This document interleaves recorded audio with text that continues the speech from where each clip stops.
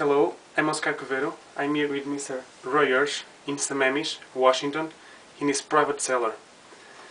We have been talking a lot about vintage Port 07. It was a vintage that almost all the producers had declared, and Mr. Hersh have been tasting a lot of those wines, over 60 from what I was told, and I think it would be a good opportunity to hear from a voice and taste so many wines what he thinks about this vintage.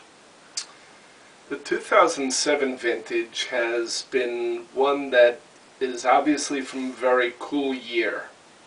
And in comparison to recent vintages like 03, which was very hot, in 2007 the wines presented themselves with a lot of concentration, long hang times, and a lot of acidity to give a lot of evenness. That said, I find that across the board, I have found a lot of very good wines and very few great wines made in 2007. There are some, though. I have spent about the last 10 weeks tasting over 60 of the vintage ports from this vintage, and there is a common thread, and I really believe that these wines will age nicely over a few decades. I don't know that they have the longevity, the possible for aging 4, 5, 6 decades, but that remains to be seen. And over the course of the entire vintage, I believe that there's a lot of very, very good wines. Very good. So your port wine reviews are monthly, shared with your subscribers of your newsletter. Correct. And you will do the same with the vintage 07. The 2007 vintage port forecast will be coming out in the August issue, probably in a couple of weeks from now. It'll be mid to late month.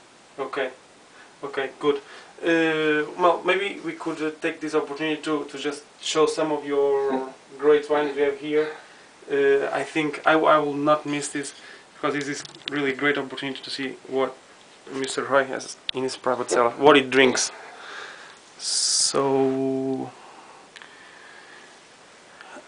I have a good amount of Madeiras and ports, as you would suspect, but I drink a lot of other wines outside of port and Madeira.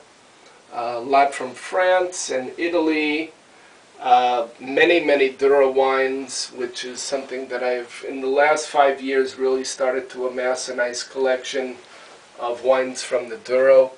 That's a bottle from the mid-1850s that was actually part of a collection from General Sherman even prior to the Civil War.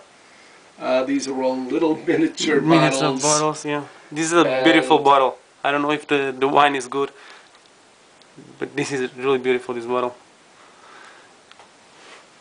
What is this Roy's special blend? It's a blend I made while I was at Kopke, introducing different colheitas between 1937 and the 1980s, and I blended them in together to come up with a special cuvee that occasionally I get to share with friends.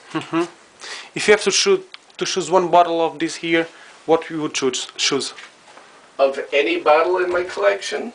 Yes. Wow. Sophie's choice.